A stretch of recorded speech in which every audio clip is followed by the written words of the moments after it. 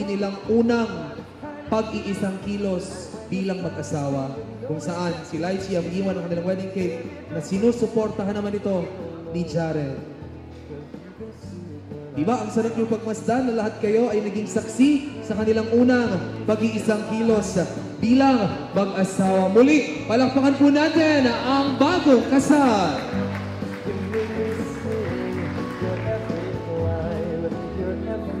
Now moving on to our food sharing ceremony. Ito na po yung part kung saan magsusubuan silang dalawa ng kanilang sweet piece of wedding cake.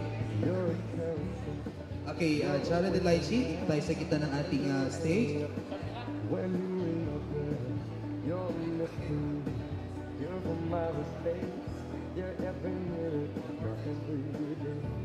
Now, Jared, alam mo, sabi nga nila, no? Ang unang magsusubo ng sweet piece of wedding cake ay si Jared.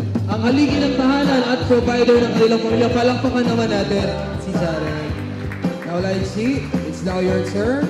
Ready? Palakpakan naman natin si Lychee.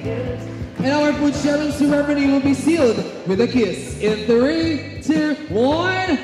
Yes, and there you have it.